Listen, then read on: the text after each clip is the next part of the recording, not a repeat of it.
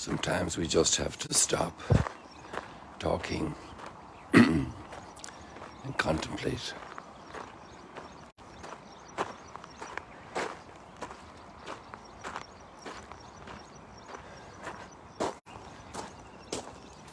Talking is important. To say hello, to respond with hello,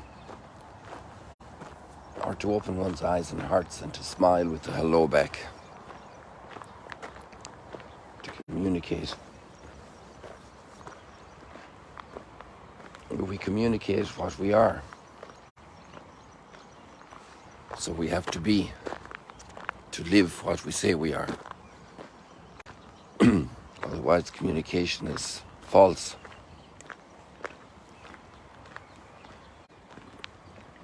And that amazing story, so well crafted, of Daniel in the fire.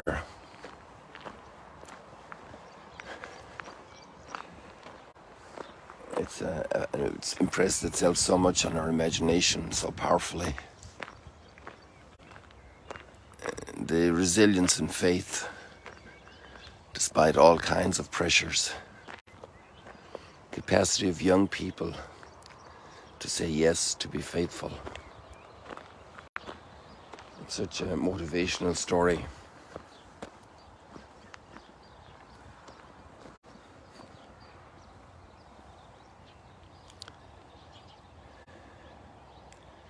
We need to stop and ponder these great accounts of who we are.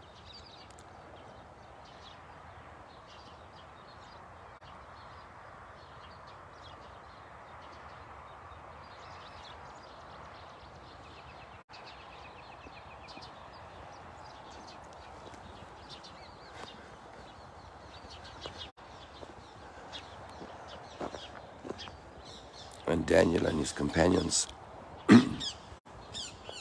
know who they are and live who they are.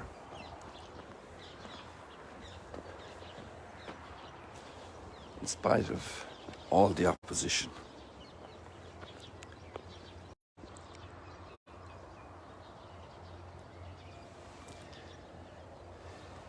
They say to the king Nebuchadnezzar, we know who we are. There's no need for us to defend ourselves before you in this matter. Sometimes we try to defend ourselves. And maybe there we should be quiet and silent.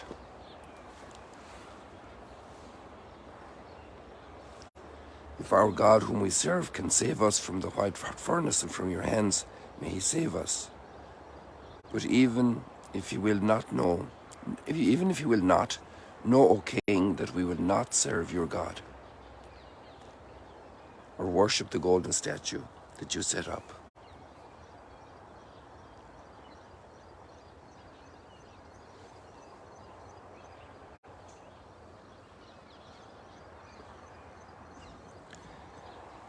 To be able to be faithful to principle, faithful to our convictions, always faithful,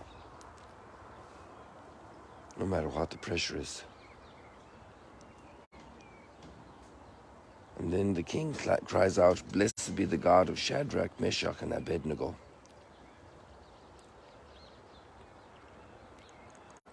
They trusted in God. They disobeyed the royal command and yielded themselves rather than worship another God. What a story of fidelity.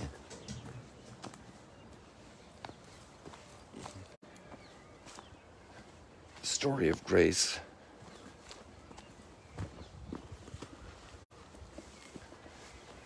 And you know, the inspiration that these stories give to people, the formation they provide.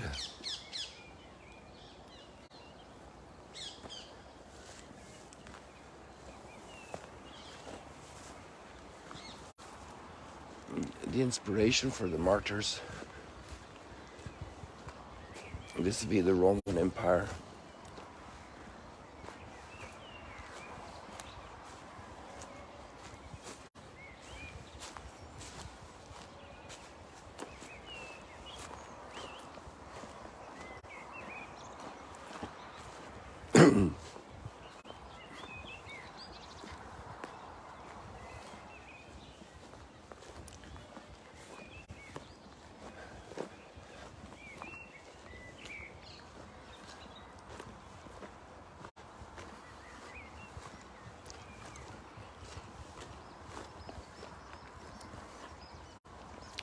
And this translates into our own lives.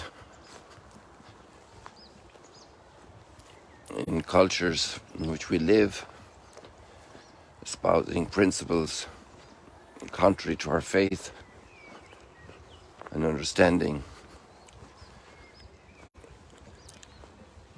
to be faithful, to remain faithful, to grow in fidelity. Wow, we've got a complete population of tents here. There are some buses over there, so this looks like a big school operation here. Lots of, I think, children, teenagers probably.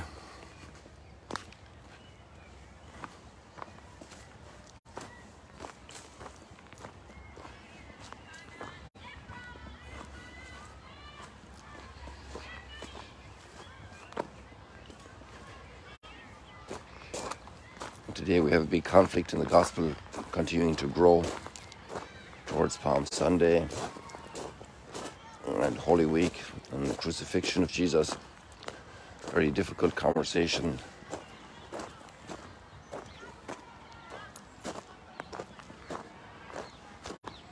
The deep relationship that Jesus is living with his Father.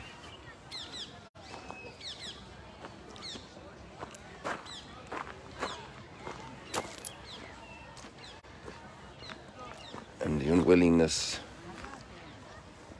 the inability, the mental blockage of those who can't see that, can't accept that, who oppose him. It's a language of a lot of conflict that will then come out in the violence of Good Friday.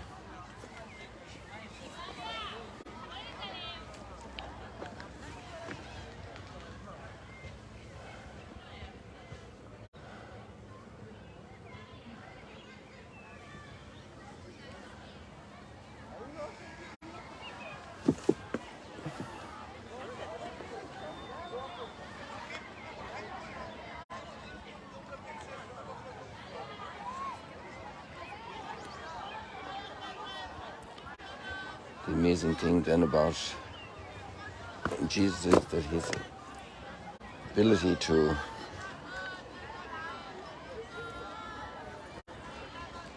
carry through on all of this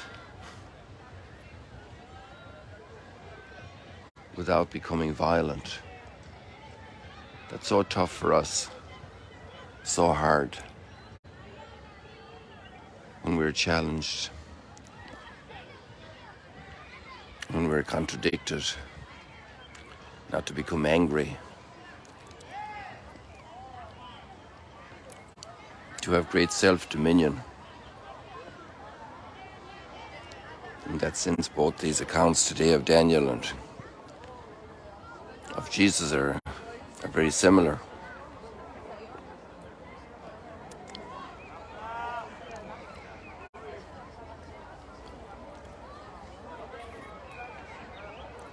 That's a great maturity of the human being, filled with deep convictions, solidly at peace with those convictions, and yet to be at peace with those who oppose us, not to have hatred, not to engage in violence.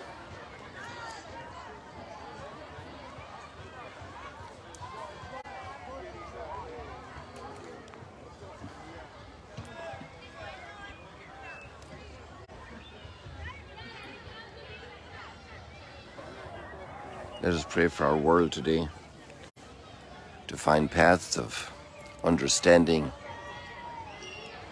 in the midst of grave injustice and conflict.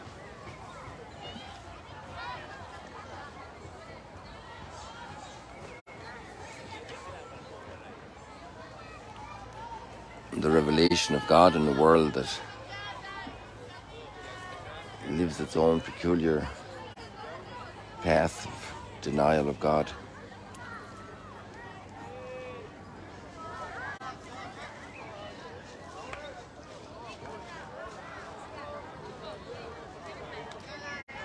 And then yet that king could recognize it. And after Good Friday and Easter Sunday and Pentecost,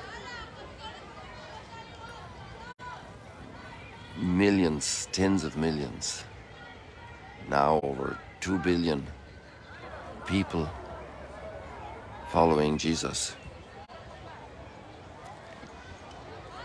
entering into the relationship with the Father through him.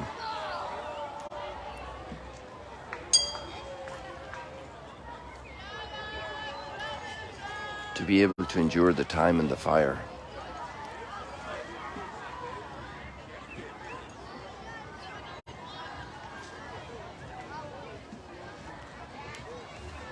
God bless you people. See you later, alligators.